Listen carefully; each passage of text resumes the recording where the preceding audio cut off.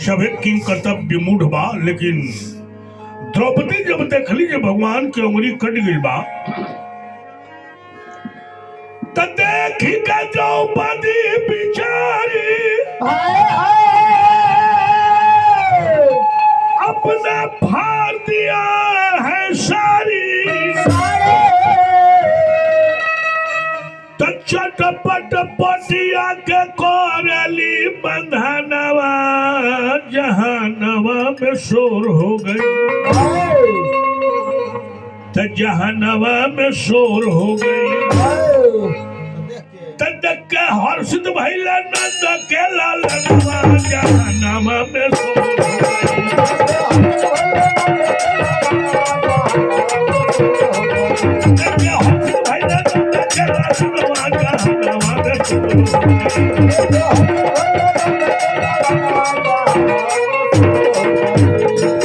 हो बाबू शोर हो गई हो जहानवा में शोर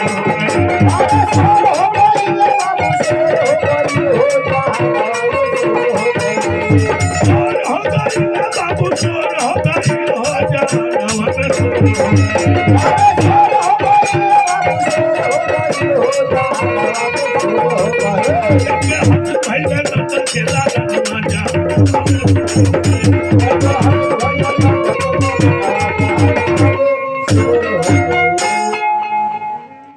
बोले कृष्ण सुनो द्रौपदी तुम पर मैं बलिहारी,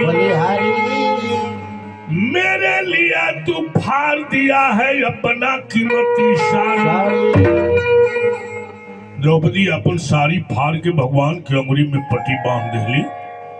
भगवान कहनी कि द्रौपदी हमार अंगुरी कटाई लेके चमड़ा छिलाई बा। चक्रवर्ती सम्राट युधिष्ठिर के महारानी द्रौपदी जकरा साड़ी में हीरा जड़ावल बा, अतना कीमती साड़ी तू फाड़ के हमरा अंगुरी में पट्टी बांध देलू। जा हम तरह के वचन देतानी कि कविता साड़ी के कारो साड़ी के लगा देव हम पहाड़वा जहनवा में शोर हो। अरे जहनवा में शोर हो गई। जादव सुखनंदनी जोर के गोले जहनवा में शोर हो गई। जादव सुखनंदनी जोर के गोले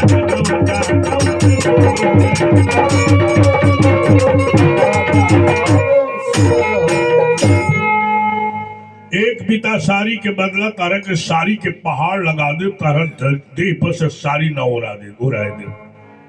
भगवान वचन देनी जग के पूर्णाहुति भइल। शिशुपाल के मरला के दुख दुर्योधन के भी रहे, लेकिन कहले जे भैया युधिष्ठिर हम सुनले बानी कि मैं दानव ताहर सभा भवन बड़ा बढ़िया बनौले बड़े, हम उस सभा भवन देखे के चाहतनी। युधिष्ठिर भीम से कहले कि ले जाके दुर्योधन के सब सभा भवन दिखला दो।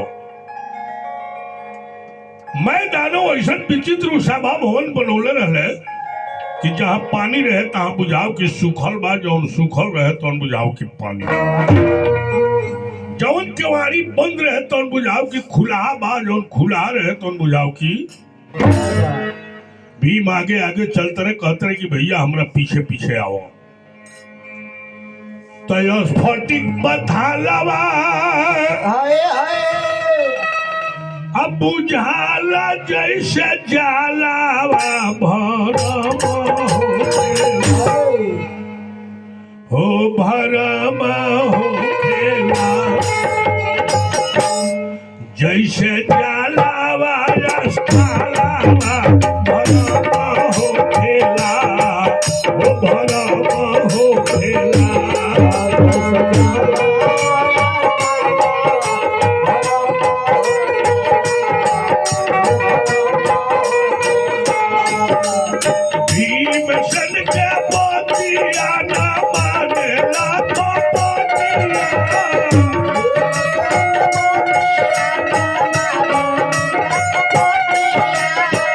जलवे में गिर गई जानी के धरती